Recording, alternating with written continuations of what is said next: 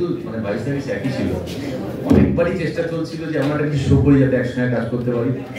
National award পাওয়া একজন একসঙ্গে কাজ করা তো নিজের সিরিয়াসটা পেয়ে যায় কাজ করতে হবে। না পুরো আওয়াজ honestly from my heart, from my heart. আচ্ছা একটা প্রশ্ন, এটা হয়তো সবাই আলাদা করে করবে, তবুও আমি একটু আমার মতন করে জানতে চাই, ক্রিয়েটিভ ডিরেক্টরের কাছে আসবো, সেটা হচ্ছে একটু যদি রাউন্ডগুলো হালকা করে একটু ব্রিফ দিতে পারো, মানে হ্যাঁ প্লিজ প্লিজ। প্রথমে একটা ভীষণ মজার ব্যাপার হয়, সেটা হচ্ছে মা লক্ষ্মীরা নিজেরা নোট ছাপে না না, ব্যাপারটা মানে আমরা অনৈতিক কিছু ইললিগাল কিছু করি না। খুব মজার একটা রাউন্ড আছে, মানে ধরো একটা 10 টাকার নোট, 20 টাকার নোট, 100 টাকার নোট, এগুলো তো এক একটা শেপের, মানে লম্বা চওড়া সবকটা তো সমান নয়। তো ওই 100 টাকার নোটের, 10 টাকার নোটের, মানে সবকটা ডিনোমিনেশনের নোটের রেপ্লিকা বানানো হয়। তার একদিকে নোটটা ছাপানো আছে আর অন্য দিকটা সাদা কাগজ। হ্যাঁ, তো সাদা দিকটা করে একটা বেল্টে লাগিয়ে দেওয়া হয়। এবার মা লক্ষ্মীদের ওই চওড়া কতটা, লম্বা কতটা, ছোট কতটা, বড় কতটা দেখে আন্দাজ করতে হবে যে এটা 10 টাকার নোট না 20 টাকার নোট না 500 টাকার নোট না 100 টাকার নোট। আর বিভিন্ন অঙ্কের স্ট্যাম্প তৈরি করা হয়েছে, 10, 20, 50। কনভার্ট বেল্টের মধ্যে একটা নোট ছাপার মেশিন তৈরি করা হয়েছে, সেখানে দেখে আন্দাজ করে স্ট্যাম্প প্যাডে স্ট্যাম্প কালি নিয়ে স্ট্যাম্প দিতে হবে। ঠিক আছে, ওখানে স্ট্যাম্প দিতে হবে 1 মিনিটের মধ্যে, যতগুলো পারো স্ট্যাম্প দাও। 1 মিনিট শেষে আমি আবার মিলিয়ে মিলিয়ে দেখি যে অ্যাকচুয়ালি নোট যেটা ওপারে সেই ছাপটাই পড়লো কিনা। তো যেগুলো মিলে যায়, ধরো 10 টাকার নোটের সাদা দিকে অ্যাকচুয়ালি 10 ছাপ মেরেছে, তাহলে কিন্তু 10 টাকার নোটটা তোমার হয়ে যাবে। তো এরকম করে অনেকগুলো নোট থাকে, প্রায় 15-20টা নোট থাকে, তার মধ্যে যতগুলো ছাপ মিলে যায় সেই টোটাল অঙ্কের টাকাটা সেই পার্টিসিপেন্ট পেয়ে যান। প্রচুর টাকা রোজগার করেন ফার্স্ট রাউন্ডে। নোট দিয়ে যায় চেনা, এই রাউন্ডটার নাম। তারপরে একটা রাউন্ড আছে গানের, মানে যেহেতু গান আমাদের জীবনের অবিচ্ছেদ্য অঙ্গ, গানে গানে লক্ষ্মী লাভ বলে একটা রাউন্ড আছে। সেখানে ওই ভিজুয়াল ক্লু, অডিও ক্লু শুনে শুনে গানটাকে আন্দাজ করতে হয়। তো প্রথম ক্লুতেই ধরে ফেললে 1500 টাকা, তারপরের ক্লুতে ধরলে 1000 টাকা, আর শেষ ক্লুতে ধরতে পারলে 500 টাকা, এরকম করে রোজগার হয়। তারপরে একটা ক্লু আছে বাগাডুলি টাকা তুলি অ্যাকচুয়ালি। হ্যাঁ হ্যাঁ, ও তারপরে সেকেন্ড রাউন্ডের শেষে সব থেকে বেশি স্কোর যার, তিনি একটা বোনাস রাউন্ড খেলতে পারেন, বাম্পার লক্ষ্মী রাউন্ড, সেটা একমাত্র তিনিই পারবেন। 4খানা লক্ষ্মীর ভাঁড়ে বিভিন্ন ডিনোমিনেশনের টাকা ভেতরে ঢোকানো থাকে, সেটা সে জানে না, তাকে আড়ালে রেখে ভাঁড়গুলো সাজানো হয়। তারপর তিনি গিয়ে যে ভাঁড়ের দরজাটা খোলেন, কখনো কেউ 5000 টাকা পাচ্ছেন, কেউ 1000 টাকা পাচ্ছেন, আবার এরা বদমাইশি করে একটা ভাঁড়ে শূন্য করে রেখে দিয়েছে। অনেকে আবার অনেক ক্যালকুলেশন করে গিয়ে শূন্য লেখা হাঁড়িটা খোলে ওটা তো একেবারেই কপালের খেলা। মজার ব্যাপার হলো টিভিতে যখন আপনারা দেখবেন, এটা যখন হাড়িগুলো সেট করা হয়, ও কিন্তু সবাইকে দেখিয়ে দেয় কোন ভাড়ে কত টাকা করেছে, মানে অডিয়েন্স নিয়ে দেখছেন, তিনি জানেন কোন ভাড়ে কত টাকা আছে। মানে তিনি যদি চিৎকার করে বলেন টিভির বাইরে থেকে, আপনি ওটাই যা শুনলে শুনতে পারেন। অ্যাকচুয়ালি আমি যে পার্টিসিপেন্টকে আড়ালে রেখে দর্শককে দেখিয়ে দিই। এবার যদি আপনি দেখেন টিভিতে, আপনি জানেন অমুক ভাঁড়টাতে 5000 টাকা আছে, হ্যাঁ ওরে ওটা খোল, ওরে ওটা খোল বলবে, সে বেচারা তো জানে না কত আছে, সে গিয়ে শূন্য টাকা রাখা ভাঁড়টা খুঁজছে। এটা যা হয় এই রাউন্ডটাতে, এটা বোনাস রাউন্ড। তারপরে একটা রাউন্ড আছে বাগাডুলি টাকা তুলি। বাগাডুলি খেলতাম না আমরা ছোটবেলায়, সেটাই একটু বড় ফর্মে। সেখানেও বিভিন্ন টাকার স্টিকার লেখা ওই জায়গাগুলো আছে, বল গড়িয়ে গড়িয়ে গড়িয়ে গড়িয়ে যেখানে পড়বে সেখানেও 5টা বল খেলা যায়। তো 2000 টাকা, 50 টাকা, 100 টাকা, 200 টাকা, 500 টাকা মাইনাস করে রেখেছে এরা, আবার -200 -100 আছে। হ্যাঁ, তো বল যেখানে গিয়ে পড়বে সেই টাকা তোমার, 5টা বলের টোটাল যা পড়বে। আর আরেকটা লাস্ট রাউন্ডটা তো মানে যাতা যেটা অ্যাকচুয়ালি শ্রীমতী লাখপতি রাউন্ড, মানে দেখলে এত মজার লাগে। ব্যাপারটা খুব সহজ, ছক্কা ফেলো, যত পড়েছে বেলুন রাখা আছে অতগুলো বেলুন ফাটাও, হ্যাঁ, আর সামনে ওই মুকুটটা রাখা থাকে শ্রীমতী লাখপতির ক্রাউনটা। তো যে বেলুন ফাটিয়ে ফাটিয়ে আগে ওই ক্রাউনটা পেয়ে যাবে। কিন্তু সে যখন পুট দরকার তখন তার ছক্কা পড়ছে, যখন ছক্কা দরকার তখন তার পুট পড়ছে, সে মানে একটা বিচ্ছিরি টেনশনের ব্যাপার হয়। এবং লাস্ট বেলুনটা যে আগে ফাটাবে লাখ টাকা দাও। প্রচুর মজা হয়, প্রচুর মজা। এবং মানে খুব অ্যাক্টিভ একটা খেলা। আর একটা কথা হচ্ছে যেটা যে ফরম্যাটটা মানে খেলতে গিয়ে দেখছি আমরা প্রত্যেক রাউন্ডে ফিট চেঞ্জ হয়ে যাচ্ছে। মানে একজন খুব পিছিয়ে পড়লো হয়তো ফার্স্ট রাউন্ডে টাকা ঠিক চিনতে পারলেন না, ছাপ মারতে পারলেন না, তিনি গানের রাউন্ডে গিয়ে লিড করছেন।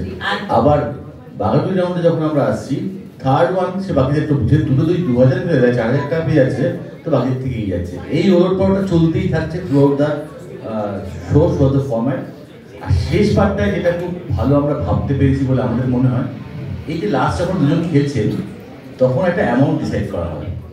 ধরা যাক আমার কাছে যে 10 টাকা, আপনার কাছে যে 15 টাকা, তো আমি যদি জানি যে এখানে একটা ফিক্স টাকা আছে, লেসে 5 টাকা আছে, তাহলে তো দিনের শেষে এই রাউন্ডে গিয়ে যে 10 টাকা সে খেলবে না, সেটা দেখা লাভ নেই, সে ড্র হবে ম্যাক্সিমাম। আমরা যেটা করেছি এই 15 আর 10-এর যেটা ব্যবধান মানে 5, তার সঙ্গে 1 যোগ করে আমরা লাস্ট রাউন্ডের অ্যামাউন্ট নির্ধারণ করছি। মানে যিনি 10 টাকায় আছেন তিনি যদি জিতেন তার কাছে 16 টাকা হয়ে যাবে, 15 টাকা থেকে বেশি সেও জিততে পারে। আর 15 টাকা দিয়ে আছে সে যদি 6 টাকা হয়ে যায় 21 টাকা এগিয়ে জিতে পারে। লাস্ট রাউন্ডে গিয়ে লাখ টাকা পাওয়ার চান্সটা দুজনের কাছেই সমানভাবে থাকছে। আর প্রত্যেকটা দিন আমরা কিন্তু চেঞ্জ করি, এটা কোনো ফিক্স অ্যামাউন্ট না। ওকে, অ্যামাউন্ট নয়, লাস্ট রাউন্ডের আগে যে যার কাছে যত টাকা আছে সেই দুটো অঙ্ক করে ওই রাউন্ডের অ্যামাউন্টটা ফিক্স হয়, যাতে কেউই না এটা ভেবে নেয় যে ও আমি তো পিছিয়ে আছি, আমি তো এটাতে হাইয়েস্ট পেলেও আমি জিততে পারবো না, ওইরকম সিচুয়েশনটা যাতে না হয়। মানে টানটান উত্তেজনাটা শেষ মুহূর্ত পর্যন্ত যাতে থাকে, সেটাই। থ্যাংক ইউ সো মাচ তোমাদের দুজনকেই, অনেক কিছু জানতে পারলাম অ্যাবাউট দ্য শো। এবং এখন আগামী 1 ডিসেম্বর থেকে আমরা মুখিয়ে থাকবো প্রতিদিন সান বাংলায় ঠিক সন্ধ্যে 6টায় দেখার জন্য। কি দেখবো আমরা? লাখ টাকার লক্ষ্মীরাম।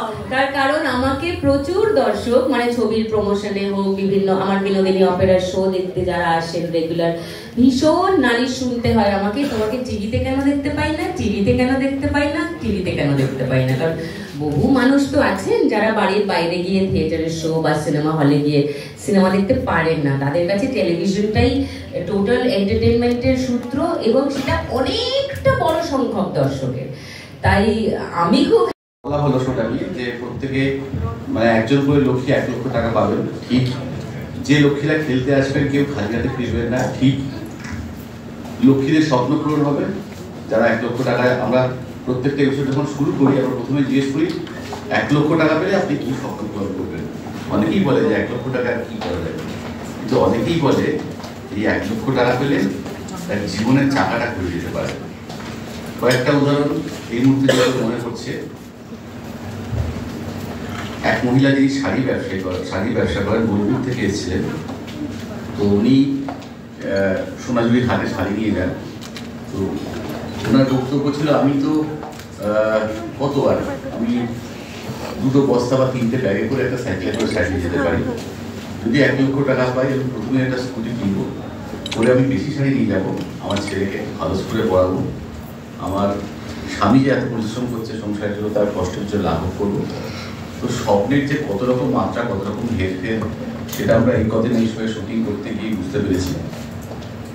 আমরাও বিশ্বাস করি যে হ্যাঁ মানে 1 লক্ষ টাকায় কত কি হবে, কিন্তু যার যা স্বপ্ন, যার যা মানে ইমোশনস এই 1 লক্ষ টাকা নিয়ে, সেটা কিন্তু ওই 1 লক্ষ টাকার শূন্যগুলোকে অনেক বাড়িয়ে দিয়েছে। একের ডান দিকে বসে শূন্য, বা দিকে নয়, ডেফিনেটলি ওর 1 লক্ষ টাকার মান, মানে তার মানটা, অঙ্কের মান আরো অনেক বাড়িয়ে দিয়েছে তার জীবনের জন্য, তার বেঁচে থাকার জন্য, তার স্ট্রাগল লাইফের জন্য।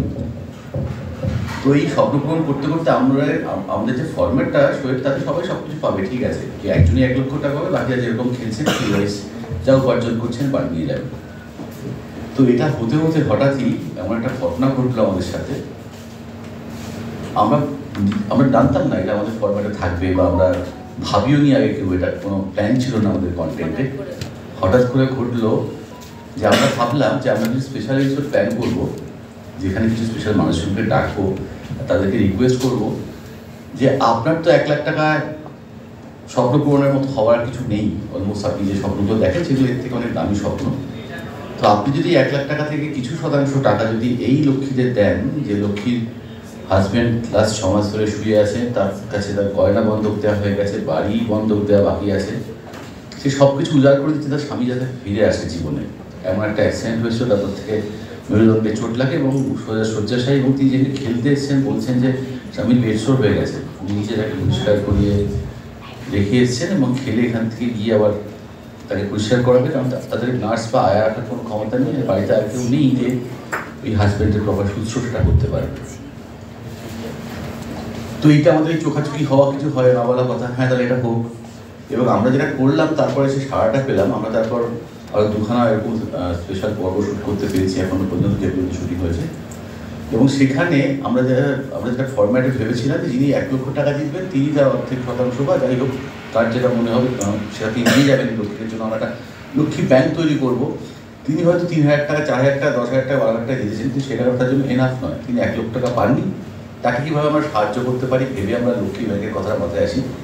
এবং আমরা দেখেছি সেই পর্বে যারা খেলতে এসেছেন কেউ কেউ তো তার পুরো টাকাটা দিয়ে দিয়েছেন, বলছেন আমার টাকা লাগবে না। ওই যে মানুষগুলো যাদের স্বপ্ন পূরণ হওয়াটা বেশি জরুরি, যারা এইটুকু স্বপ্ন পূরণ করলে তাদের জীবনে একটা অন্য বাঁক খুঁজে পাবে জীবনে, সেইটা পূরণ হবে। এটা একটা ম্যাজিক্যাল হয়েছে আমাদের মনে হয়, এটা আমরা ভেবে করিনি, হয়ে গেছে। আমার মনে হয় যে কোনো শো না তার নিজের ফেট, নিজের ভাগ্য নিয়ে আসে, তার পথটা সে কীভাবে চলবে সে নিজের যেতে যেতে গাইড করে, যেতে যেতে বলে দেয় এটা তার নিজের পথ। সেখানে জোর করে আমরা নদীপথের মতো বাঁকাতে পারি না, বিপর্যয় সম্ভব। তো আমরা সেই পথটাকে খুব সাবলীলভাবে মেনে নিয়েছি, এইটা শোয়ের পথ। এবং আমরা এখনো পর্যন্ত যে কটা এপিসোড শ্যুট করেছি তার প্রত্যেকটা পর্বে আমরা দেখেছি যে বিভিন্ন জায়গার বিভিন্ন রকম, আমি একটা এবং উদাহরণ দিলাম শাড়ি, তেমনি এক মহিলা এসেছিলেন, তিনি হাওড়া থেকে এসেছিলেন, তিনি ধূপকাঠির ব্যবসা করেন কেন, খুব মজার বিষয়টা, তার বিয়ে হওয়ার পর তার বন্ধু বান্ধব তাকে ইয়ে করেছিল, টিটকি এই ধূপওয়ালাকে বিয়ে করলি, তো সেটা তার জেদ হয় মনে, সেই 5,000 টাকা দিয়ে ব্যবসা শুরু করে এখন তার 1 কোটি টাকা টার্ন ওভার। সেই মহিলা খেলতে এসেছেন, এই খেলাটা খেলতে এসে বলেছেন, আমরা যেমন জিজ্ঞেস করি হয়ে শুরুতে আপনি যদি এই 1 লক্ষ টাকা পান আপনি কী স্বপ্ন পূরণ করবেন, সে বলেছিল এই যে লক্ষ্মী ব্যাংকটা হয়েছে, এটা হয়েছে আমি পুরো টাকাটা আপনাকে দিতে চাই। একটা সাধারণ বাড়ির মেয়ে, স্পেশাল পর্বে প্রতিযোগী নয়, একটা সাধারণ পর্বের প্রতিযোগী, কিন্তু তার এই অসাধারণ মানবিকতার জন্য আমাদেরকে স্যালুট জানিয়েছি। তো এইটা হচ্ছে, এইগুলো কিন্তু আমাদের কোনোটাই এরকম নয় যে আমরা স্ক্রিপ্ট লিখে নিয়ে গেছি, একে দিয়ে এটা বলাবো, তাকে দিয়ে ওটা পড়াবো, তা নয়। মানুষ আসছেন, মানুষের যেটা মনে হচ্ছে সেটা বলছে। যা কেউ হয়তো এই যেমন এখানে উত্তরগুলো পেলাম, কেউ বেড়াতে যেতে চায়, কেউ অনেক কিছু কিনতে চায়, তেমনি আমাদের এখানে যারা খেলতে আসে অনেকে তার মায়ের দেওয়া বা মৃতার মায়ের গয়না বন্ধ দিয়েছে পড়াশোনার জন্য বা কোনো কারণে সেটা ফিরিয়ে দিতে চায়। কেউ এই যেরকম স্বামী শুশ্রূষার কথা বললাম, কেউ চায় তার ছেলেকে ফুটবলার করতে, কেউ চায় সে এখন হয়তো একটা যে কাজটা করছে সেই কাজটা একটা চালের ব্যবসা করে, সেই চালের ব্যবসাটাতে তার একটা 50-60 টাকা ইনভেস্টমেন্ট ছিল, এখন 2,000 টাকা হয়েছে। সেটা তার বাবার ব্যবসা ছিল, বাবা যখন ব্যবসাটা চালাতে পারছেন না তখন মেয়েকে বলে তুমি ব্যবসা ভালো দেখো। তো বাবা আজকে নেই, সেই মেয়ে যখন এসে বলে যে আমি যদি আরও 1 লক্ষ টাকা পাই তাহলে ব্যবসাটাকে 3 গুণ করতে পারবো, তখন আমাদের মনে হয় যে আমরা যে পথে যাচ্ছি সে পথের কিনারে কোথাও একটা আলো আমরা দেখতে পাচ্ছি। যত এগোবো আলোটা তত। Thank you. এত সুন্দর সুন্দর কথা শুনলাম এবং শুনে যে